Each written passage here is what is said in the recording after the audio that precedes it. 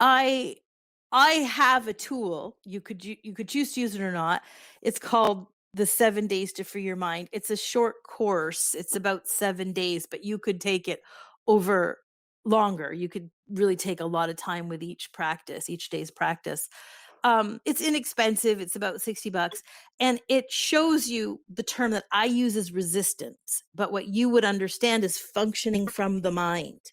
The way the mind and those thoughts are coming, as in your definition, from the back coming forward, and this movement that goes, I can't control these, but it's taking over.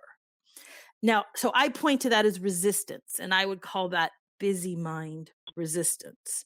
And it's the thing that's it's an innate movement pulling you away from where you actually are in any single moment, which is what your definition of heart would be. That deep connected place is actually home. You've seen that in each of your insights. It's home. It's where you live. And this movement of the mind and these thoughts moving forward pull you out of that. The setup in your system is that you're in this mind based, what you call normal functioning reality, and then you pop into these insights, except every single insight has shown you it's the reverse. You live, your being is actually placed in the connectivity, and there's something every moment pulling you out. And so I have this little course, 7 days to free your mind. As you can see, my courses are challenging, right? Like, because you're reading and taking these courses from your mind. And so they're not totally making sense and you're not quite getting it because they're not written for your mind. They're written for that home place, the connectivity place. But the 7 days to free your mind tool is a practice to just notice, to kind of take the time and inquire and notice how this, for you, that pattern of mind is actually taking over and then leading into the day and then moving you in normal functionality. And through the course of the 7 days, invites you to eventually learn to not move there, that there's something else in you. Not even though this is an innate programming, there's this awareness in you that can actually opt out and do something different, and invites you to do that. And then the last sort of 3 to 4 days is really practicing that tool. So that's an option, but you have lots of tools in your own toolkit to do some very deep inquiry and really look at functionality. What is functionality? And the next thing, it's difficult. It's a very difficult thing to do, but I'm going to point you to some examples. I'm an example. I'm highly functional in the sense of, I own a farm. I manage farm hands. I run a rather large business with, 6 or 7 staff members. I'm not sitting on a fucking dais and people are feeding me grapes and then I just go out on satsang. Like I'm in the world. I own property. I manage people. I have all kinds of relationships. I live with family. Um I do my own grocery shopping. I do my job, but I'm not the only one. Like Ajashanti, that's another beautiful, beautiful teacher who is a normal human who can function in the world. And Byron Katie is another example. This is another teacher who, she lives with family. She pays a mortgage. She does it a little differently than we do, but she's still relatively ordinary. Oh, there's a lot of great teachers in the world who are functional. And just even for your own inquiry, there's a great article on my blog about like what is spiritual awakening, and I go through all the types of awakening and list, like the functionalities and stuff. So I would suggest a little online browse through those teachers that I mentioned to notice and see if you can glimmer some of that functionality in their lives. Um, Plus your own deep inquiry, because I think your own self-awareness, will really bridge the gap and recognize that this thing that you really want, enlightenment, does not mean non-functionality. And that much of the non-functionality, which is to say a great majority of awakened or enlightened teachers, and I mean the real ones, not the like say they're enlightened but actually aren't fully realized, but the real ones, the great majority of them are non-functional. But as I said before, so are the great majority of nurses and architects and doctors and lawyers, and a huge amount of people are quite non-functional. And spiritual leaders can be the same way. But there are many of us that are totally functional and completely present in day-to-day life. And the difference it's not the awakening that made us non-functional or functional. It's our skill set. It's the skill set we had in life that a non-functional enlightened spiritual teacher was non-functional before they were awakened. They were also non-functional. Like they didn't have the skill set, the developmental skill sets. And so I think that your system needs to bridge that gap and very directly for yourself, not somebody's hearsay, but for you to recognize it. That's a huge part of the solution. The second big piece of the solution for you is that in this lifetime, and I think in many lifetimes, you have done technique.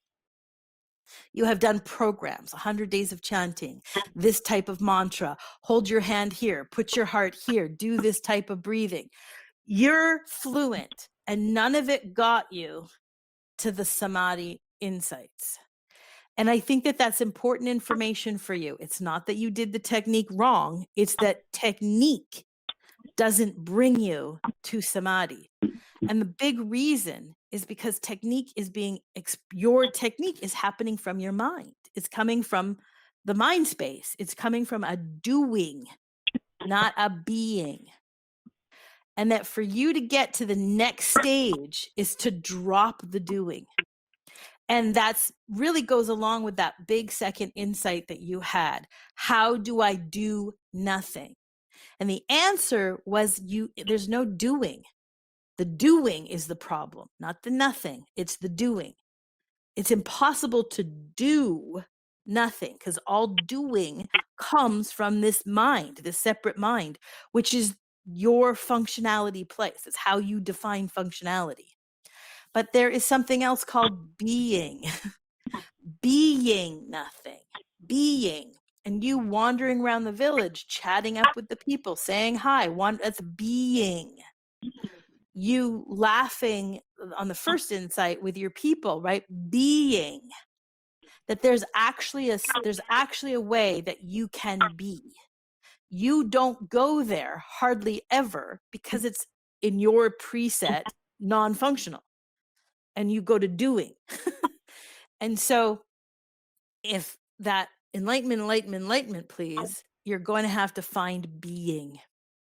And you're going to have to inhabit and move with being. You cannot do that until you deconstruct the notion of functionality.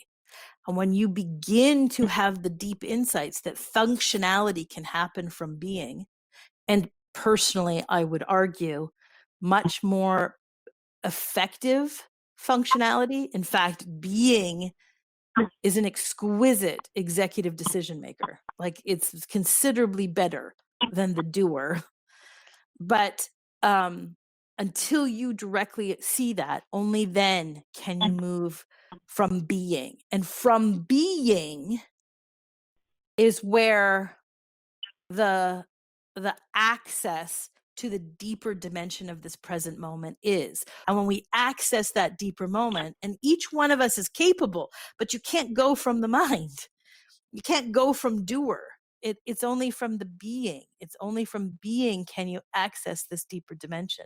And that has no program, no technique, which is why the non-dual teachers, myself, kind of stuff, we don't have like a chanting or a mantra or a program. It's all of the tools that we do are how to drop into the being, and from being drop into the deeper dimension of the present moment. And so in the second piece, which again, you can't do the second until you do the first. But the second piece, I have a lot of tools, and the main tools would be the guided meditations. I've got a bunch of ones on my YouTube channel. I think there's 5 or 6 of them there, that just guide you into the deeper dimension. But again, you can't access that from the mind. If you're doing it, it's not going to work. But each of your insights happened from a place of being. You were relaxed. You were very happy. These were precursors to beingness. Took you out of your head and dropped you into your heart and allowed that beingness. And from being, you could access that deeper dimension. And then boom, there's all this beautiful information and silence and connectivity. I mean, I think the third piece is that on the solution journey for you is that willingness to recognize the skill set you've already built in your life to function is the same skill set that's going to be available when you be. You're not going to lose skill set. You shift operating systems. And that's a pretty huge thing. And you probably know this from your own business. If you shift operating systems, it's pretty major. And some things go briefly offline while the other thing goes online. And so the third piece is having the ability or the willingness to recognize that shifting operating systems doesn't mean things are lost. It means it's a shift of operating systems, and it's going to make different connections from a different place. And you've had these 3 insights, and in this sort of timeless moment that they occurred, right? There was a recognition that everything was there, all the information, all the known, everything in the universe, it was all there. So obviously nothing gets lost when we move to that place as an operating system. And part of the third thing is it's difficult in the world as it exists in this moment to know that beings fully operate from that place. In past generations, like in the 70s or the 80s, it was so rare. It seemed so rare. And very few people actually got to the place of functionality. But in 2020, it's a very different landscape. It's much less rare.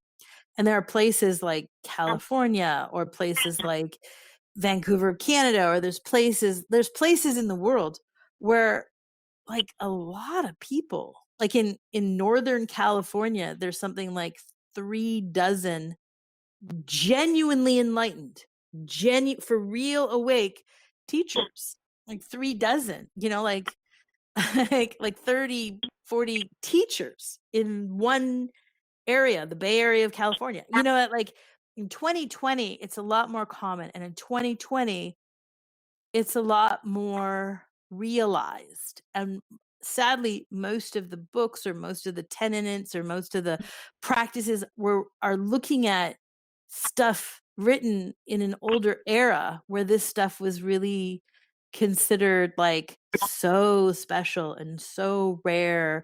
And you kind of get it. I mean, I always feel like the old Chinese teachers always talk about, yeah, people die, people go crazy. You couldn't get into the temples until you wait. Like we live in a very different time now, and it's a very different system.